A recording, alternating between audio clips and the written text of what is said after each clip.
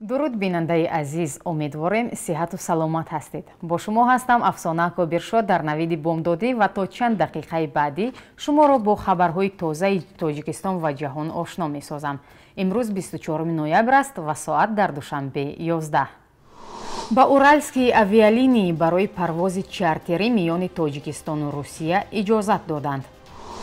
дар Москав бо 52 миллион рубл ҳайкали Иосиф Кобзонро месозанд. ду мансабдори баландпояи ҳукумати Ёвонро боздошт карданд. дар Чита додгоҳи сарбозе шурӯъ шуд, ки 8 ҳамхидматашро куштааст. душанбе дар соли 2021 пойтахти фарҳангии Иттиҳоди давлатҳои мустақил хоҳад буд.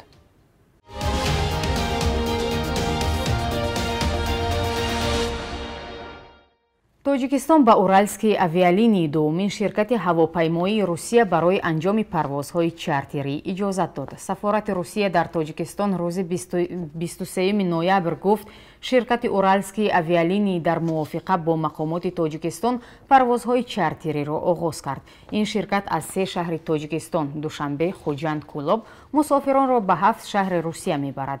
мувофиқи ҷадвали тасдиқшуда парвози ҳавопаймоҳои ширкати Уральские авиалинии аз ин қарор хоҳанд буд. душанбе Москав фурудгоҳи Жуковский ҳафтаи як бор рӯзи душанбе. душанбе Қазон ҳафтаи як бор рӯзи душанбе. душанбе Красноярск ҳафтаи як бор рӯзи душанбе. душанбе Самара ҳафтаи як бор рӯзи сешанбе. душанбе Санкт-Петербург ҳафтаи як бор рӯзи сешанбе. душанбе Уфа ҳафтаи як бор рӯзи душанбе. Хуҷанд Москав фурудгоҳи Жуковский ҳафтаи як бор рӯзи душанбе. Хуҷанд Красноярск ҳафтаи як бор рӯзи душанбе. Хуҷанд Самара ҳафтаи як бор рӯзи душанбе. Хуҷанд Санкт-Петербург ҳафтаи як бор рӯзи ҷумъа ва Кӯлоб Москав ҳафтаи як бор рӯзи шанбе. дар ин парвозҳо ба таъкиди сафорати Русия дар Тоҷикистон танҳо шаҳрвандони Русия метавонанд парвоз кунанд. шаҳрвандони хориҷӣ аз ҷумла шаҳрвандони Тоҷикистон ба ин парвозҳо роҳ дода намешаванд. ин дар ҳолест ки парвозҳои чартерӣ аз Русия ба Тоҷикистон аз моҳи март инҷониб идома доранд. фурӯши чиптаҳо озоданд ва номнависӣ дар сафорати Тоҷикистон дар Москав хотима ёфт. ҳоло дар як рӯз 5 парвози чартерӣ аз Русия ба Тоҷикистон анҷом мешавад. 3 парвоз аз Москав ба Душанбе ва 2 парвоз аз дигар шаҳрҳои Русия. парвозҳои мунтазами миёни Тоҷикистон ва Русия аз 20 март ба ин тараф бастанд ва санаи оғози дубораи парвозҳои маъмулӣ ҳанӯз норӯшан аст. шаҳрдории Москав мехоҳад бо харҷи 52 миллион рубл муҷассамаи овозхони замони шӯравӣ арбоби ҷамъиятии ҳунарманди мардумии Иттиҳоди шӯравӣ Иосиф Кобзонро дар маркази пойтахти Русия насб кунад. нақшаи насби пайкараи ҳунармандро раиси комиссияи маҷлиси шаҳрии Москав дар умури фарҳангӣ ва иртиботӣ бо Евгений Герасимов дар суҳбат ба Эхо Москва тасдиқ кард. ба гуфтаи вакили маҷлиси ноҳиявии Твер ва раиси кумитаи сохтмони давлатӣ Кетеван Хараидзе, тасмими ниҳоии бунёди муҷассама аз натиҷаи райгирӣ дар шӯрои вакилони ноҳияи Твер вобаста аст. дар баробари овозхонӣ Кобзон ҳамчунин дар донишгоҳи омӯзгории мусиқӣ дарс мегуфт.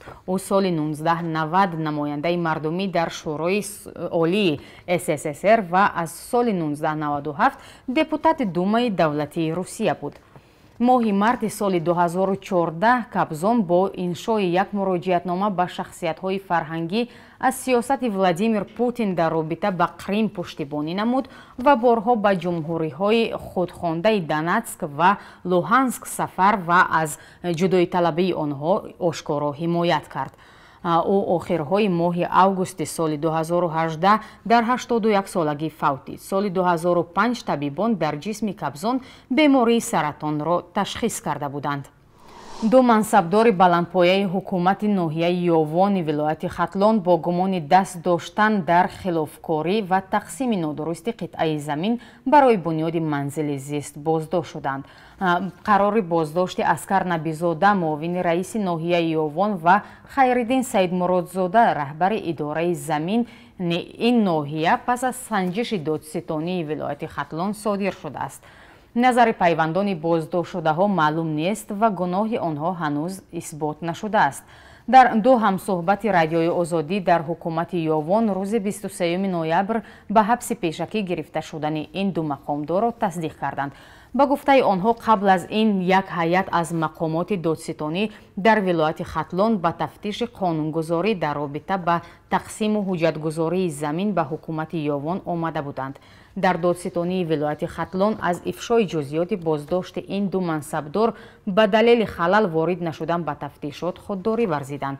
боздошти ин ду мансабдори ноҳияи Ёвон дар ҳолест ки солҳои охир ҳодисаҳои ришватхорӣ ҳангоми тақсими замин ва хилофкориҳо дар ин замина афзоиш ёфтанд.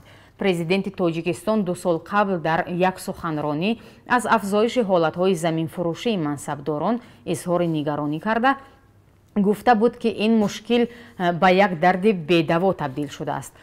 дар шаҳри Читаи минтақаи Сибири Русия мурофиаи додгоҳи сарбозе шурӯъ шуд ки моҳи октябри соли 2019 8 ҳамхидматашро дар як қисми ҳарбии минтақаи Забайкале аз тири туфанг ба қатл расонид.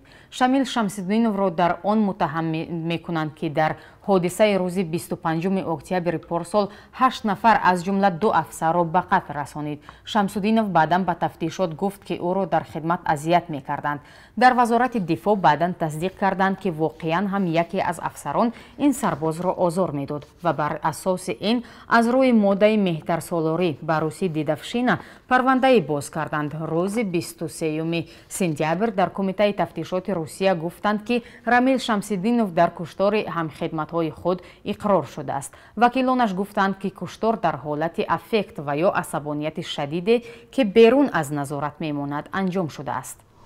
душанбе соли 2021 пойтахти фарҳангии Иттиҳоди давлатҳои мустақил эълон шуд ва ин мақоми рамзӣ ба пойтахти Тоҷикистон аз Шимкенти Қазоқистон гузашт. дар маросими ба душанбе дода шудани мақоми пойтахти фарҳангӣ ки бо сабаби пандемия ба таври онлайнӣ баргузор шуд, шаҳрдори Шимкент Мурат Айтенов тугмаи рамзии пойтахти фарҳангии ЭДМ-ро ба раиси шаҳри Душанбе Рустами Имомалӣ тақдим кард.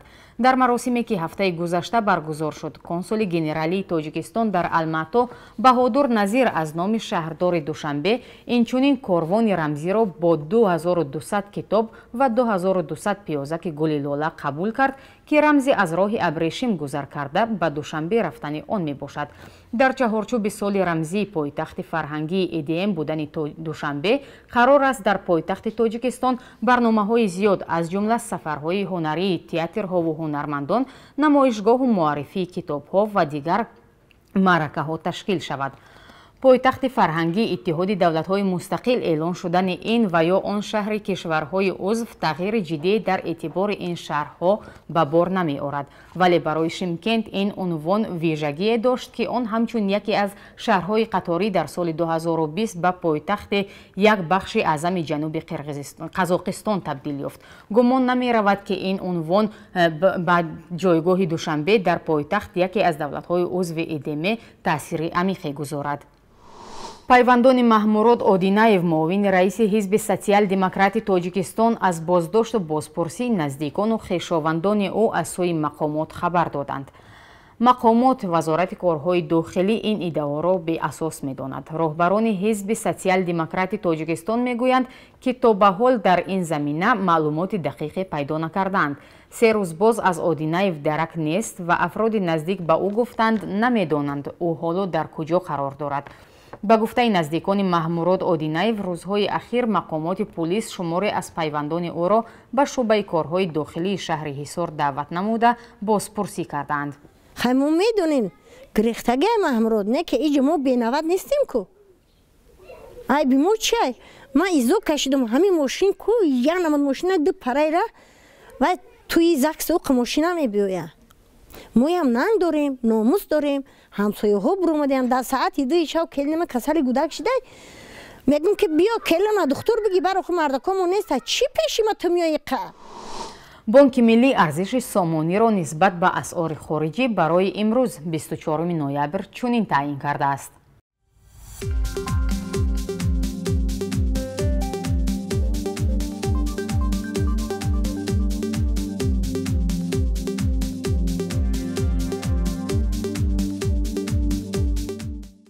шумо хабару гузоришҳои тоҷикистону ҷаҳонро аз барномаи навиди бомдодии радиои озодӣ тамошо кардед. давоми рӯз ҳамкоронамон шуморо бо хабару гузоришҳои тоза ошно хоҳанд кард. рӯзи хуше дошта бошед ва бо мо буданро фаромӯш накунед.